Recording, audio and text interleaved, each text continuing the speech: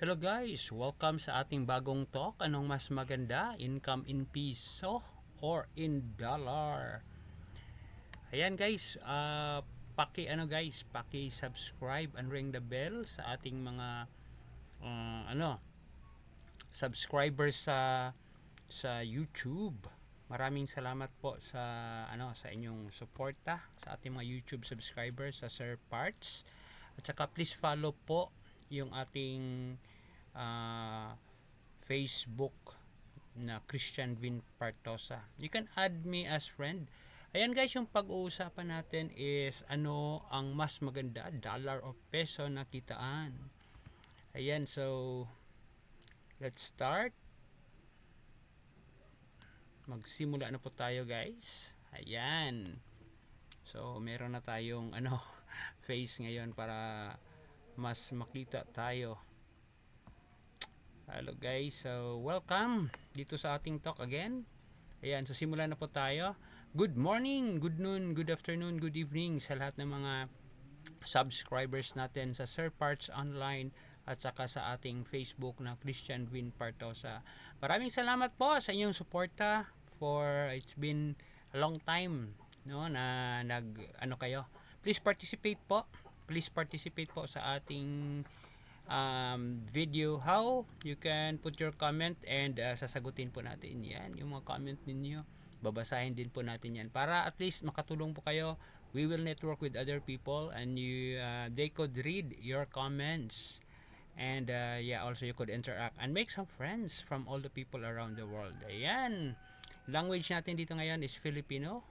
Ayan guys, sige, let's start. May simple lang akong tanong. Anong mas maganda? Income in peso or income in dollar? Sige nga, sino dito ang team peso? Taas kamay. Ayan guys, kayo?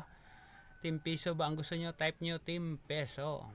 Type nyo naman team dollar if team dollar ang gusto nyo. Ayan, sino naman ang team dollar? Ayan, mag-type sa comment. Sino yung gusto yung team dollar at saka team peso at saka bakit? Ayan, yan na yung sasagutin nyo dyan sa comments para meron tayong discussion. You can interact with our paparts here at maging friends, especially dito sa may Siocon area, Baligyan, Siraway at Sibuku. Nasa Triple SB tayo.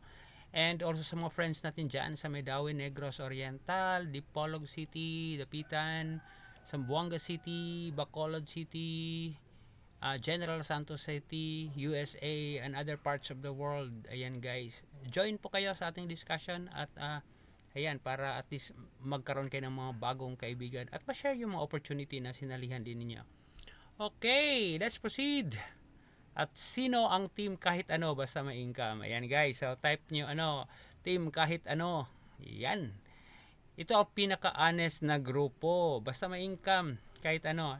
Siyempre lang dapat yung income nyo, dapat legal at saka moral. Kasi pag di naman yan legal at saka moral, delikado yan, no? Okay, unang sagot ng Pilipino. May mga sagot na nagsabi, piso lang, okay na.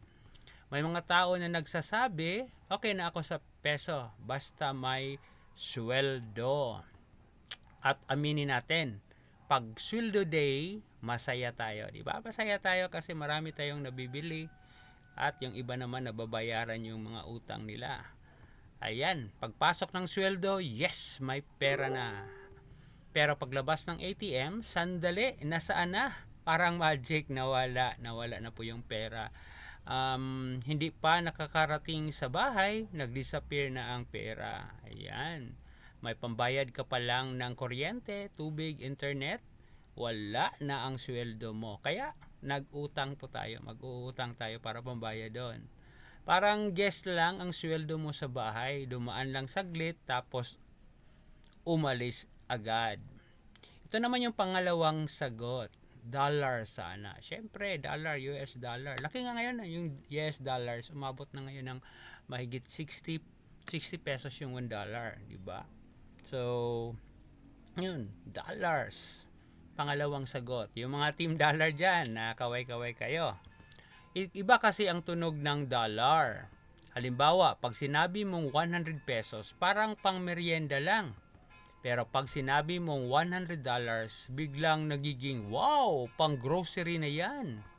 Same number, pero iba ang kilig level.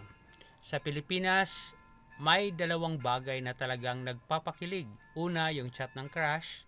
Tapos itong pangalawa, palitan ng dollar. Siyempre, pag meron kang dollar, papalit mo yan sa peso, lalaki yung kita. Pangatlong sagot, ito yung pinaka-honest. Pero kung magiging tuo tayo sa sarili natin, may pangatlong sagot ang Pilipino.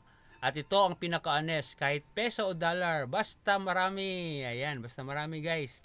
Peso or dollar yan, basta marami. Okay. Tama ba? Tama ba guys? Mag-comment kayo. Tama ba yung idea na yan? Na basta marami, okay lang. Kasi kahit yen, won, dirham o monopoly money pa yan, kung marami, masaya ka pa rin. Hindi naman tayo nalulungkot dahil peso ang pera natin.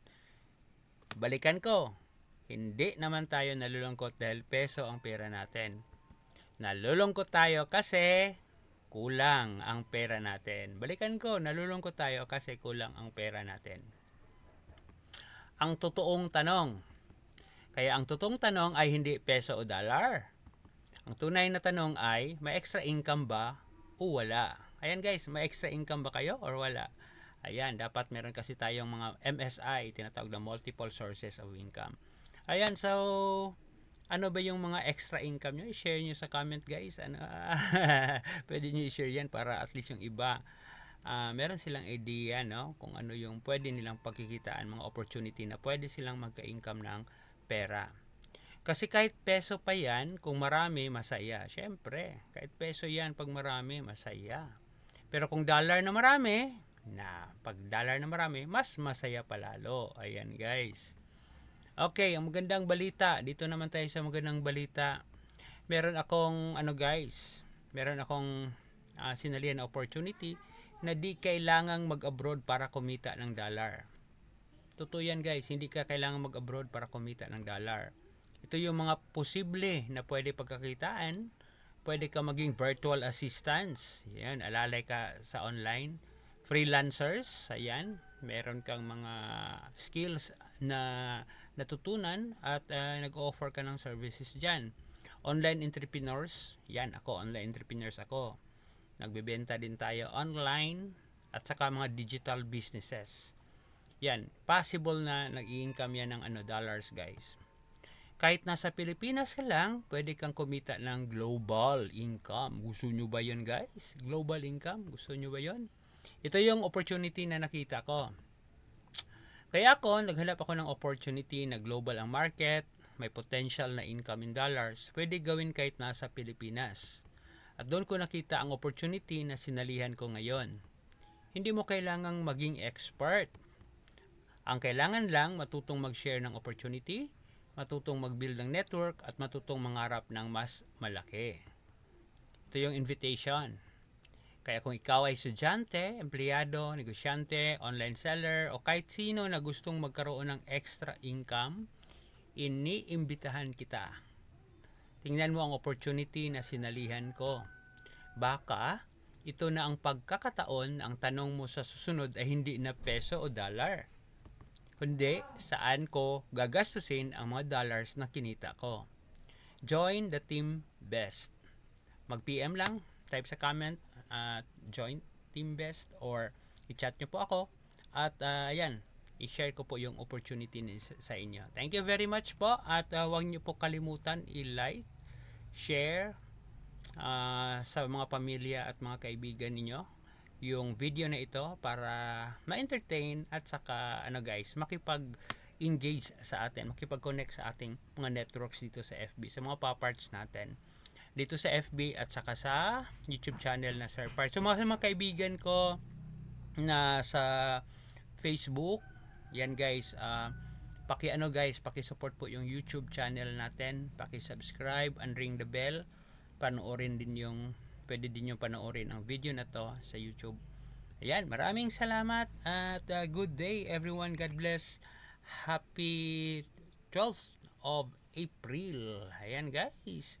Bye-bye. See you tomorrow para sa ating video. Maraming salamat po sa inyong lahat, and ayun nga, thank you very much po sa support ninyo sa ating video. Bye everyone, see you. Mga ka-team natin, Team Best, Sir Lags, Ma'am Sammy Rose, Josh, Yedesa, Teacher Des, o else, Ma'am Cheryl Gutom, sino pa? Everett Paler. Thank you very much sa mga ka-team best natin. Thank you for your support. And yan guys, maraming salamat. And God bless you always. Ayan. Ayan, thank you, thank you.